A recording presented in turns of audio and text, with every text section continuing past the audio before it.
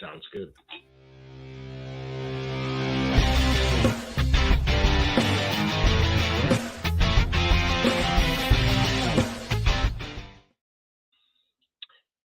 Hello, everyone. Welcome to another edition of the American Scouser TV Fantasy Premier League Show. I am your host, Gally. I am joined by a baby green arrow, my buddy and friend. We are battling it out here, trying to hang within touching distance of those top couple 100,000. What are we? A handful of points apart, I think, 5 points, something like that, coming out of today. Yeah, and, could have been different. Obviously, Areola could have played, could have helped you. Sure, we'll get to that. Tottenham deciding to give up a couple goals out of nowhere, and Newcastle deciding to make Everton look like maybe the red side of a team playing in Liverpool rather than the blue side that struggled. But you know what? I think anyone that's been watching Everton for a while now, you can kind of see this coming. They've been getting it right defensively. As soon as they found that Branthwaite and Mikolenko were their best options, at defense as their youngest players, all of a sudden things got a lot better for them. And I think at some point soon they might sneakily find quite a few of their players jumping into fantasy conversations, especially if Jack Harrison keeps returning, McNeil keeps scoring goals. And these are really low-priced players who are rotation-proof. And we all know what Sean Dyche will do. If you give him like a team on a good month run, they'll score a lot of points. So, but let's not talk too much about that match. There was a lot of good things this weekend. I think there's a lot of strategy talk happening because I think this is when there's like 2 or 3 windows, in my opinion, that fantasy managers genuinely find their way to separate themselves from like the top 10,000 to the top 200,000 type of a conversation. And I think this fixture period is a big piece of that. I think it's the first 5 weeks of the year when guys go crazy and use a wild card and just go nuts either one direction or the other because there isn't a template to follow. Right. And then I think the fixture periods, the Christmas periods, is very difficult because you really have to have players that are on your bench that can rotate because guys will sit. Or you have to be smart about using your transfers to get them in and out around those angles and times when the fixtures change. And then, of course, I think that like spring season where you have the double match weeks, the makeups as the season kind of starts to wrap up.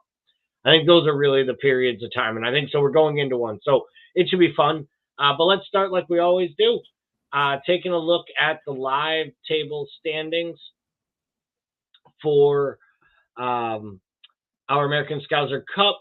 Unused substitute had one of their really rougher game weeks in a while. Dropped a little bit, dropped overall to 4,300 in the world. Obviously, got to kind of call them out here. 2 contributors, longtime friends of the program and Thursday night co-host, Trevor Utley, up to 5th place at 917 points, and Clippity Clops, Scott Fishkin, as we know him as Fish on the podcast, at 915. So interesting match weeks for them.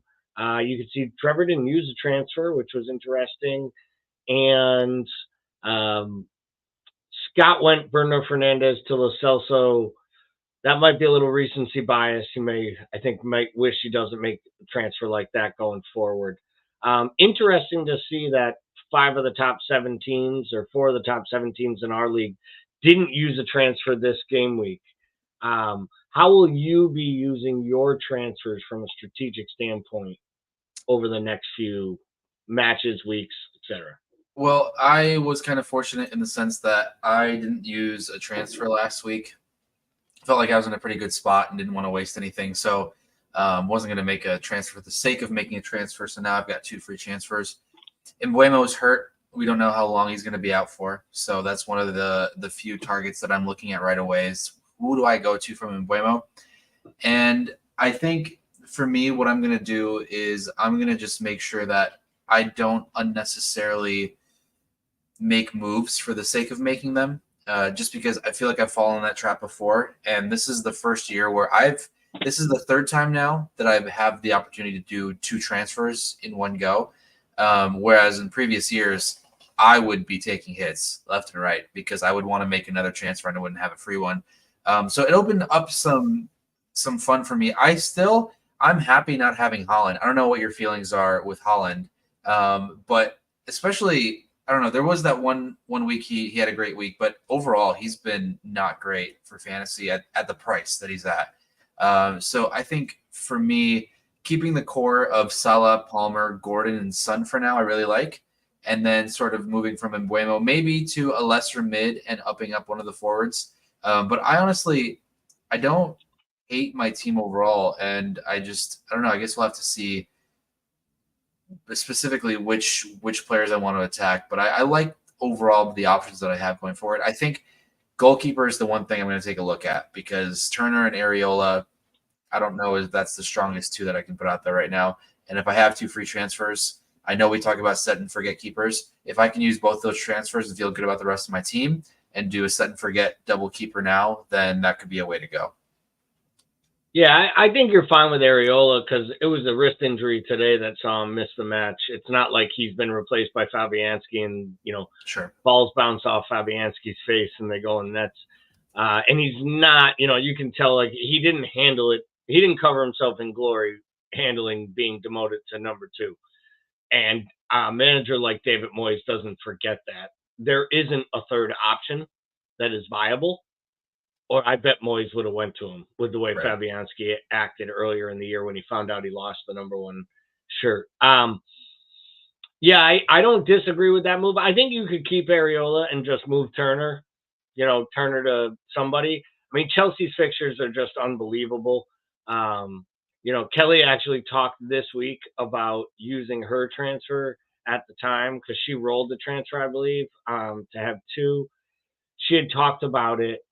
And she was like, no, I'm just going to bench Diaby instead, which turned out to be a really smart decision on her part. But what made me kind of laugh was her plan, if she had made the move, was she was going to go to Sanchez, which would have, and she ended up with the goose playing Areola. So by going to Sanchez, from Areola to Sanchez, she would have picked up 11 more points. Yeah. Really, instead of having a really baby green arrow, like you say, she would have actually had a really, nice, substantial move. But, live some, you learn some. As always, remind anyone watching or viewing to please comment, like, subscribe. If you have questions, drop them in the chat. Even share pics of your team. We would be glad to review it on air. So I think if you're going to talk transfers, you got to really talk fixtures. And, I love the fixture ticker that Fantasy Football Scout puts out. It's a really interesting tool because it allows you to adjust the amount of games you want, allows you to even weight certain teams in different ways. So if you disagree with the way they rank a team, you can alter the numbers and it will actually redo the algorithm for you. But I use their settings. This is the overall fixtures over the next 5 game weeks. And I did this on purpose for 2 reasons. One, I think it's important to focus around the blank match week for both City and Brentford in match week 18. And then this really takes you all the way through New Year's. So this brings you to where you have a wild card available to you, and there'll be another, 2-week international break when we go into that first week of fixtures in January for the FA Cup.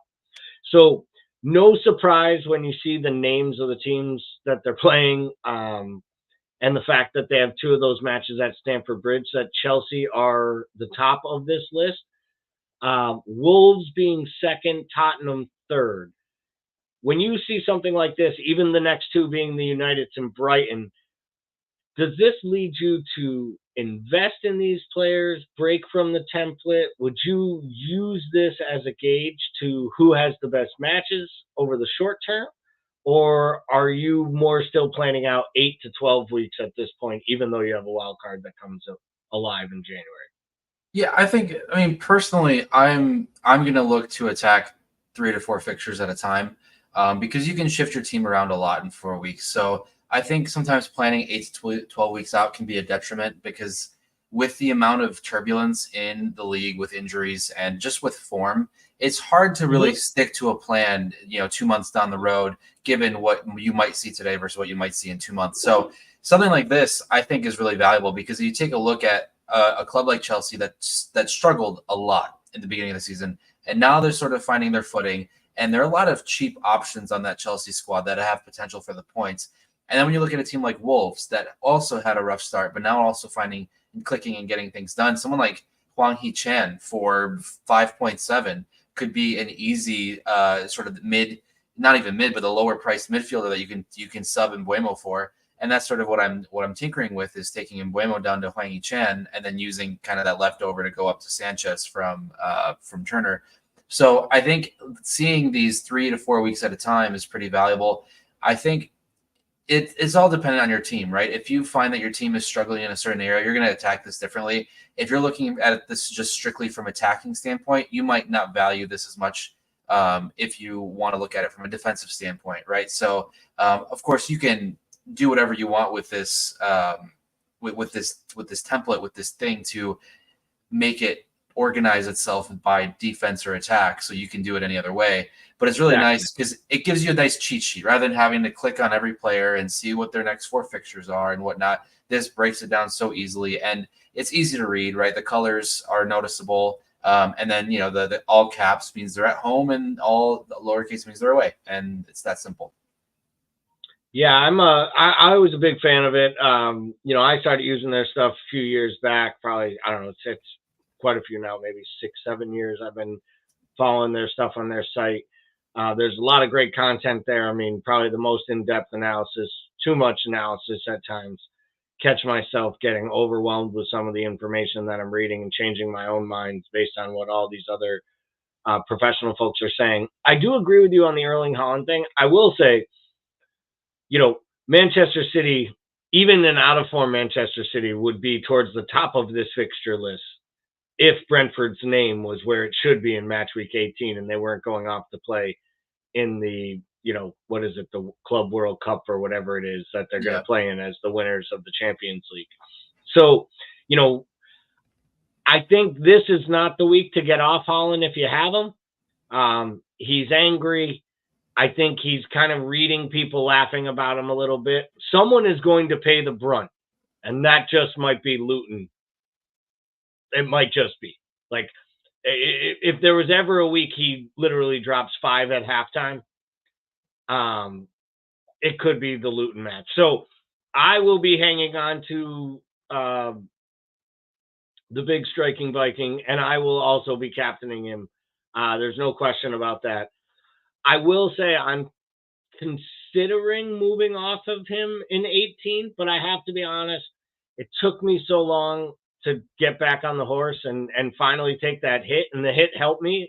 That hit went to Saka and Mbeumo and Saliba, and they all have basically paid dividends since making the move. So I am in a net gain in the scoring. My team is in a better squad outside of the Mbeumo injury, which you can't, mitigate for, is in a better place. And I can still, move off of him pretty easily. It just took me this long to get to 300-400, 3 to 200,000, wherever I am right now, and right hanging on the cusp. It's hard for me to walk away from Haaland at this point. Right. But I do think at some point, if I want to make a big move, I'll probably have to do it. I guess the one thing that has been answered is that it isn't Haaland or Mo. It's Mo, and can you keep Haaland? Yeah, absolutely. I agree. I think, obviously, the last few weeks, captaining Mo hasn't been as fruitful as it could be, as you would want it to be. But I feel a little better captaining a 12-8 midfielder who can get a chance at that 1-point clean sheet, if anything, versus captaining a 14-plus striker who, if he blanks, that's 2 points. That's it. You don't get a clean sheet point. You don't get anything else. Maybe a bonus point but Haaland doesn't touch the ball enough to get any bonus points at all, unless he scores goals, right? So at least with Mo, you still have a chance because he's on the ball enough where you can possibly get a bonus point here and there depending on how the game turns out. But yeah, it's not so. I think we talked about it maybe early in the season, maybe even before. We were close to perma captaining Holland, and we have moved away from that conversation pretty quickly. And I think it's a lot of fun, right? Because it opens up the game a little bit more. The template is not quite the template that especially as we saw last year.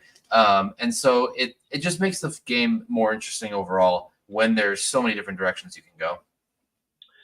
So you mentioned Hee-Chan Wang getting being a real key contributor, someone you'd consider. Obviously, these are quick numbers because the match week just ended, but these transfers have been being tallied since the end of last match week on Sunday. So doesn't surprise me at all that any of these names are on the screen, especially at their price points. Gordon and Dubravka, based on Newcastle's fixtures, Gordon's form, and of course Dubravka's price. Alexander-Arnold definitely is on form right now with a couple goals in recent matches. I do think I know he's in your side. I still think it's an enormous stretch because Liverpool's not keeping clean sheets and he's not always going to get attacking returns. So it's like the people who have Szoboszlai on their team right now. It just feels like it's just such a big gamble at 7-9 or whatever price he is that to think that you're going to get these big outputs from him. Top two names, not a surprise at all. The fact that Cole Palmer, again, this is like how did 165,000 people not have him in there yet? He was a $5 million midfielder starting for Chelsea and taking penalties. Now he got a goal in open play. I really like the way that they look. Any other players that, like, when you think about your Mbeumo, and I will tell you, Frank did say today that he's out for the weekend, and it's weeks, not days. So we know that Mbeumo drops in price probably tonight. Yeah. Which makes the decision to transfer him out. Even if, I think most importantly, even if you don't know, let's say you have a second transfer like I do, even if you don't know where exactly you want to go with that second transfer, just make the first transfer for Mbeumo tonight so you don't possibly lose that 0.1. Because then if you try to move somewhere up, let's say, and you miss out by 0.1, you're going to really be kicking yourself. And Mbeumo's got that big fat red flag right now. So he's going to be out to at least January, most likely. So within the next, 4 or 5 fixtures, he's not worth having. Who, other than, obviously, you mentioned you're considering Chang. Who else? Do you have Anthony Gordon on your team? I do. Yeah. You had brought him in. So where else are you considering from Mbeumo right now? I am personally just going to go down to Hwang Hee-Chan and just have that extra money to either move up in the keeper or to sub out one of my defenders for something else. But I think if you are in that 7-0 bracket and you have a little money to spend, someone potentially like Foden is available. Someone like Sterling is available, right? He's at 7 as well. So that's a like-for-like substitution. And with you mentioning Chelsea's playing a lot better. And I think what we're seeing the output from Sterling, if he continues to do what he's capable of doing, that 7.0 is going to kind of be a joke price compared to what he can put out. So aside from that, maybe a Jared Bowen, if you have a little bit extra, he scored today. I think out of anyone on that West Ham team, he's always going to be the most likely to return in some form. So I think it's a matter of how your team is set up. And if you are trying to move from your midfield and move up somewhere, then going down to Hwang Hee-Chan would be probably the best way to go. But if you're trying to move up there, then you have a few different options. And I like all of Bowen, Sterling, Foden. Even Doucouré. If Everton keeps up this form, Doucouré at 5.5, that's not going to be a bad shot either. No, I think as long as I continue to play the 3-5-2 that I've been playing most match weeks for a while now, I think I'm going to want it to be a more established offensive attacking player than Doucouré, just because I don't see myself needing the extra funds because I'm not trying to stretch myself to, having Trippier and Trent You know what I mean? Like that's not in my plans anytime soon.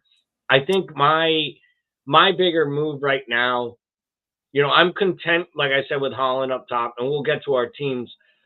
I'm looking at that because I'm in that boat because I did bring in Embuemo. Speaking of Embuemo, he's the most transferred out player.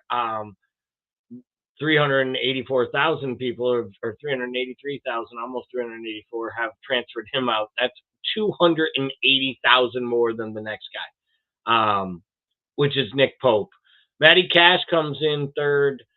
Jeremy Doku also flagged, and Pep made it sound like he might miss a few weeks. And Anderson of Crystal Palace. I think that had more to do with he was a good pickup for 3-4 matches when Crystal Palace had great fixtures on paper, and they got 0 clean sheets. I know that because I was one of the idiots who brought him in.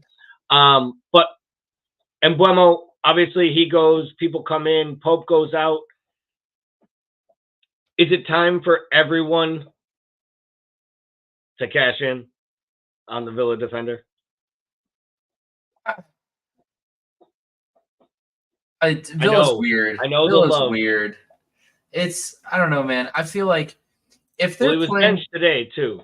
He was benched yesterday. Yeah, and it doesn't fare well when they hold a clean sheet against City when he's benched, right? So if you are thinking of a villain, right, then someone like Pau Torres or Luca Digne would probably be the better way to go. If they're playing at home, I would be happy to have any other defenders that are starting because it seems like they're a different beast at home than they are away.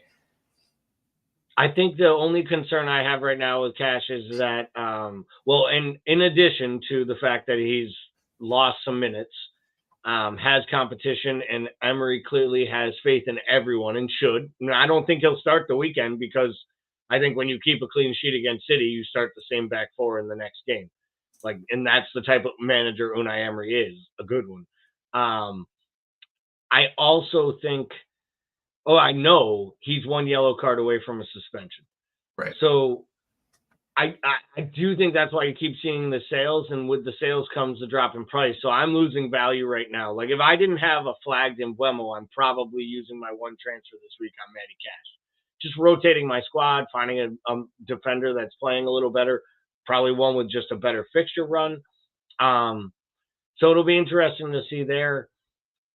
Nothing surprises me here. I think by the end of the week, I do think we'll start to see more names of bigger players that are picking up knocks. Like I think eventually Rashford will be back on this list.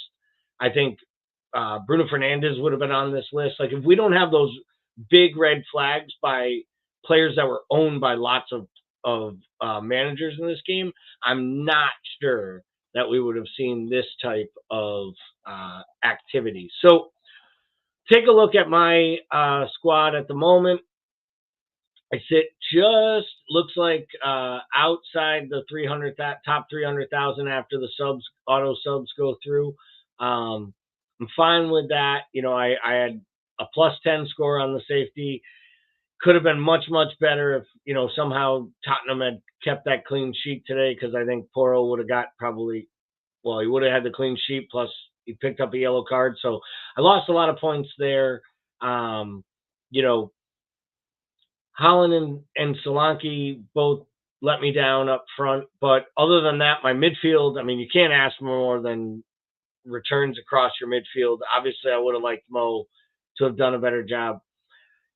It stinks because I was going to use my week 18 transfer to move Embuemo out, and I probably would have just stashed Holland on the bench that 1 week if I could have got there, and I liked the fixtures leading up and around it. I think at this point,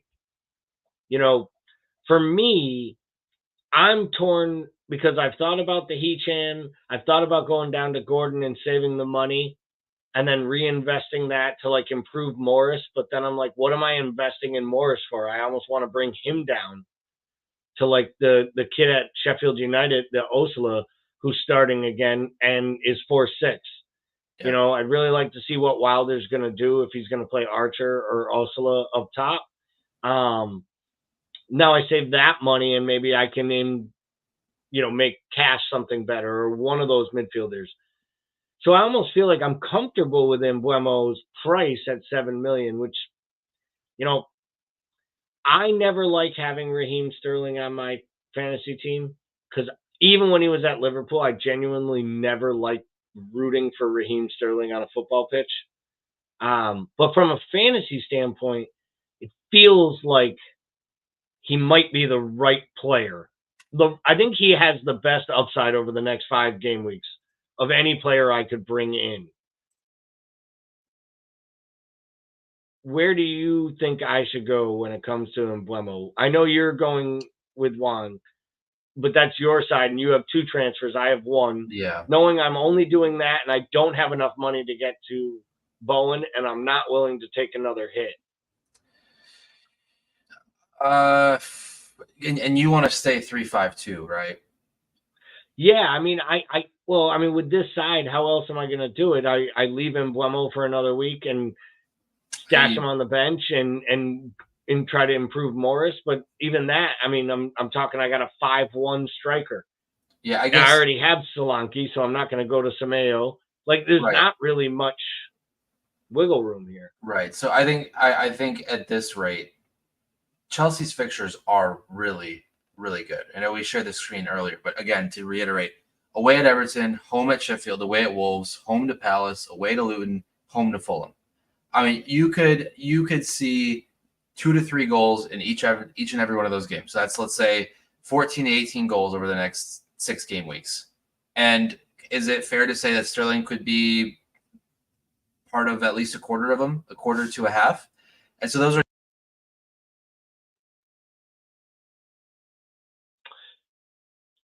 He talked himself into deciding that I'm probably going to make the transfer for Sterling.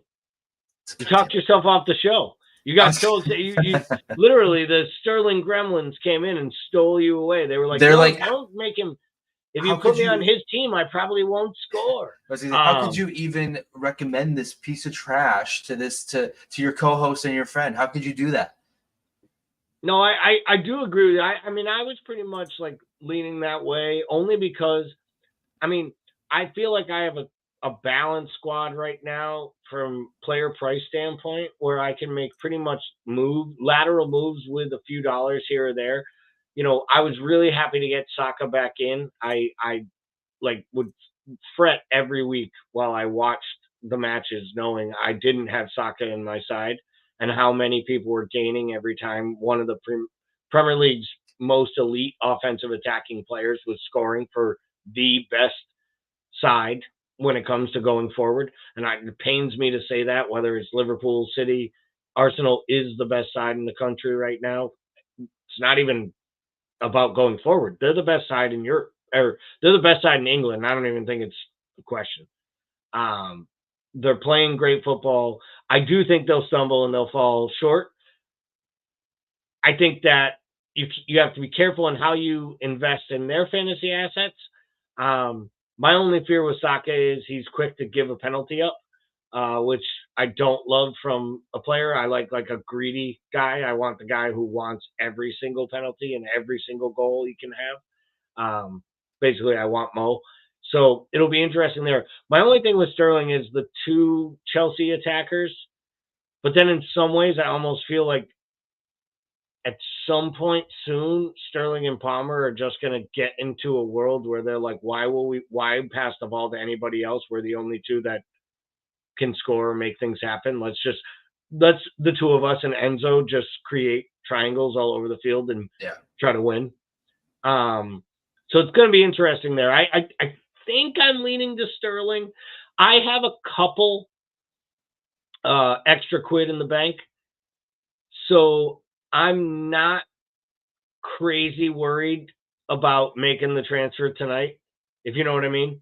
Because I won't be. Now that you mentioned that, I didn't realize. Obviously, we're in American time.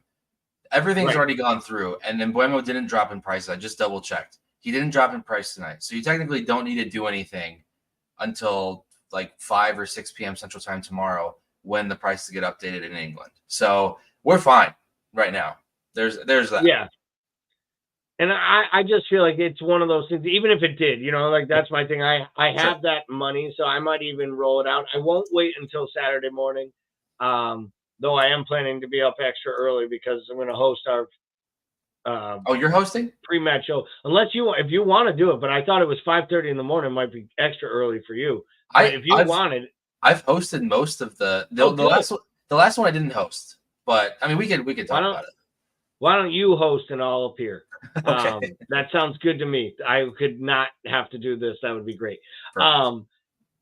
We'll go on to your side then, because I think it's set in stone that I'm probably going to go the Sterling route at this point, and then I'm going to rue the day like I brought in Reece James. So you rolling in at 903. It's amazing that 5 points will get you 100,000 places in the standings. Yeah, that's insane. That's so many places. Talk to me here about your side. Obviously, Trent played a huge role.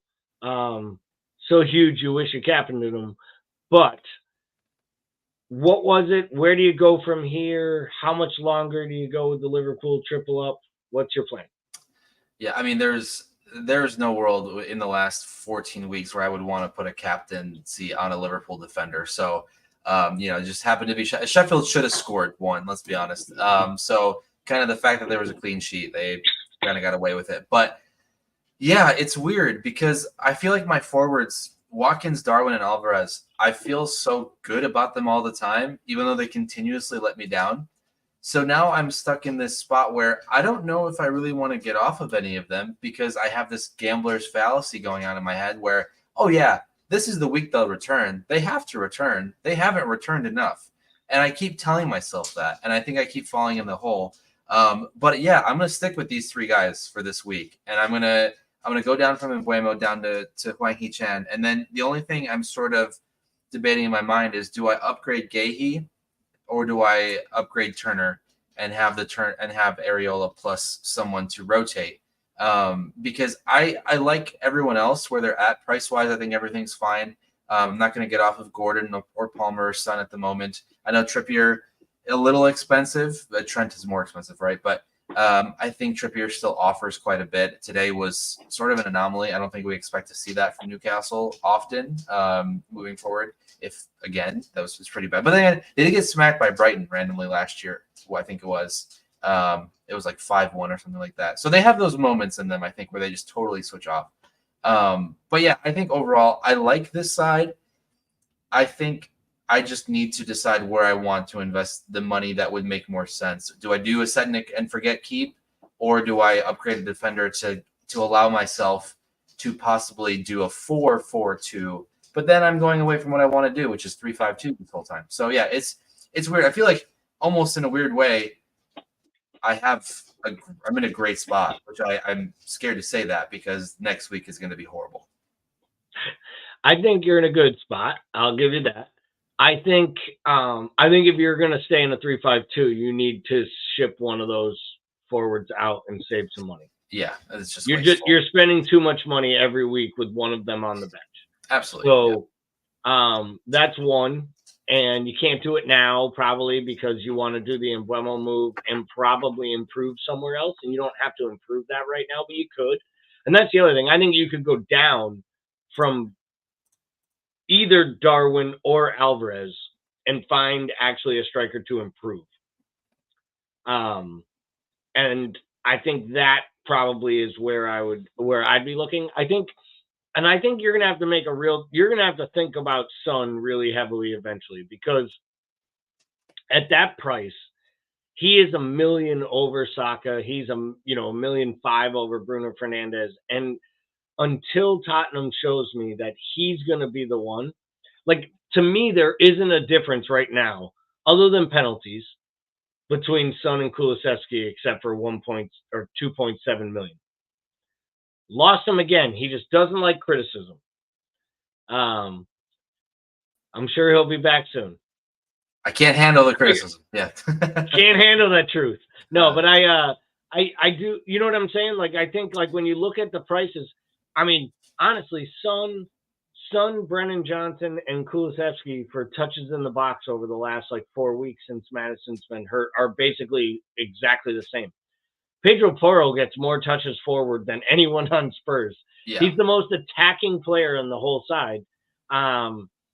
That's I'm comfortable having him on my side. And I think at some point you're also going to have to watch because Arsenal is really starting to rotate some of these players around. And I kind of be worried about Zinchenko getting all the minutes, and he hasn't been overly effective. And Arsenal's not been great at keeping clean sheets, which usually is what happens when your manager puts a new number one goalkeeper in that the rest of the defense doesn't like and also isn't as good. Doesn't usually work out. And I know David Raya had a great year at Brentford, but it's one thing being a great keeper at Brentford for one season when all the team does is try not to allow shots on goal. Yeah. When you play the most expansive football in the country, you're going to need a goalkeeper that can actually make saves and keep balls out, especially those that are coming in on corners. And if you're giving up 2 or 3 to Luton, you have to really ask some real questions. And that's why I'm even a little nervous with the Saliba pick because he hasn't been as attack-minded as I would like him to be. Yeah. And Arsenal has this new knack of playing every single corner short. And then Odegaard and Saka just dribble around with it, even though you have Gabriel and Saliba standing and Declan Rice standing in the box. You're like, this doesn't make any sense. We know that as Liverpool fans, right? I mean, we played the short corner for so fucking long. It was so frustrating. So you're gonna probably go to Chang. You're gonna go to the Wolves player. He's obviously in scorching form. It's amazing to think that Wolves are the only team this year that has scored a goal in every single match. It's just absolutely ridiculous. Or maybe a bottom half team or something like that. Whatever it is. It's still just nuts. They have not been. No one has kept a clean sheet against Wolves. So you're going to make that move. You're going to pocket some money. Any chance you roll the other transfer over and gamble with Areola, or do you think you have to bring in a keeper regardless of who it is you bring in?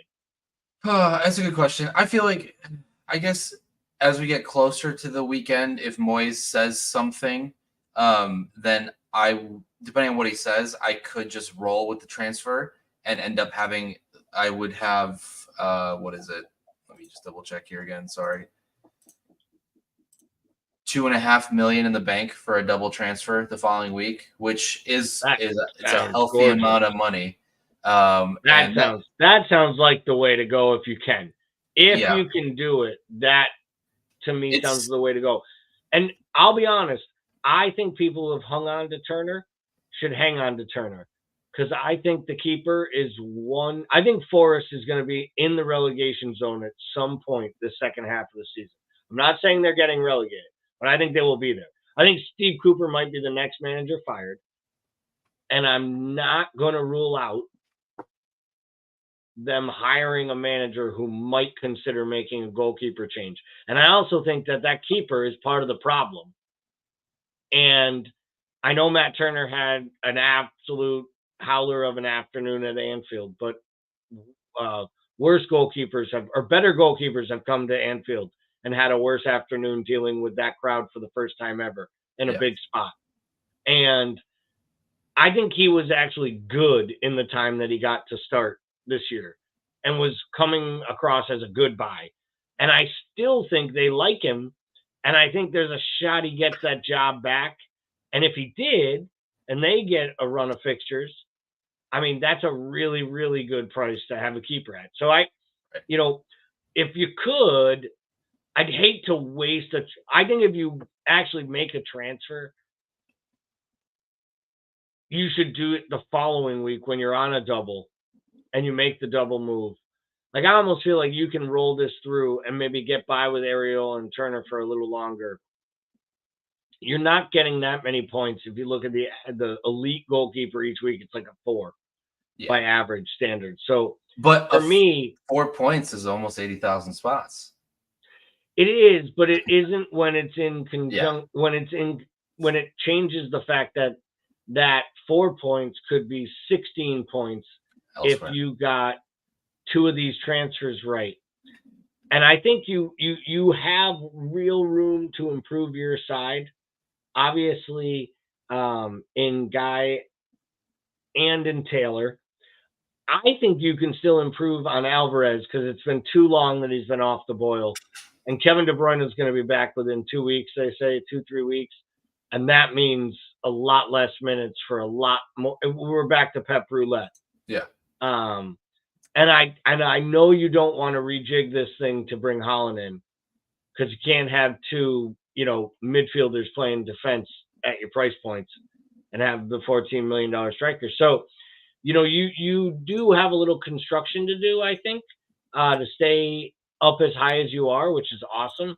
I just think you have to, I almost feel like it's a 1 this week, 2 next week. And then if you have to, you do 1 the next. And if not, maybe you get to match week 20, match week 19 or so with another double. And you use that money and reconstruct your forward line.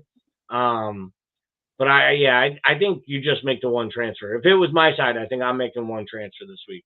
Yeah, I think it's talking through it. It makes a lot of sense. I think, like you said, having potentially double zeros. Who knows which keeper I bring in? He could get a 2, and it really won't be worth it. Yeah, and then I just wasted a transfer for something that. Yeah, I just don't think you can transfer up. If you went to Sanchez, I get it, but that's just. I just feel like you're. I think you take that money and even if you end up using a keeper the next week because Ariel is going to be out a while and you're like, well, I need a keeper. I can't start every week knowing I have nothing. Right. Now you have $2.5 million and 2 transfers. So you could just go to whatever keeper you like from either one of them. And then you could apply that money and you could go up or down or, go somewhere in the midfield. And maybe by then you want to move off Gordon or you want to move off, even Darwin or whatever it is you want to do. You have options at that point. Maybe you take one of those guys like a Gordon or even a Palmer and you get yourself up to Saka or you get yourself to, a Bowen and you feel better about your 3-5-2 formation and then you drop a forward later on through. So I think there's a lot of ways to attack this. But for me, it would be 1 transfer. One thing you all should do is go right now to the YouTube page and hit the subscribe button if you haven't already. Turn on the notifications so you get all of our great event notifications and telling you when we're going to be on air. We are on, obviously, Monday, Wednesday, Friday in the morning, 10 Eastern, 9 Central, brought to you by our partners at Reckless Coffee. We're also on Monday nights, Thursday nights at 8 p.m. Eastern. Those are our weekly podcasts, also streamed live here. And, of course, the fantasy show on Thursdays that you're watching now, let alone our Premier League panel show and the Premier League show that comes out exclusively on YouTube once a week. We got a lot of content, a lot more coming. If you want to get involved, send us a message. Let us know feedback, thoughts on the shows. And for myself and Matoush, we hope you have a wonderful week and that all of your transfers hit. It's green arrows across the board, just not as green or as large of an arrow as mine. All right, everyone. Have a great week. And as always, thank you for watching. And we will see you again next week.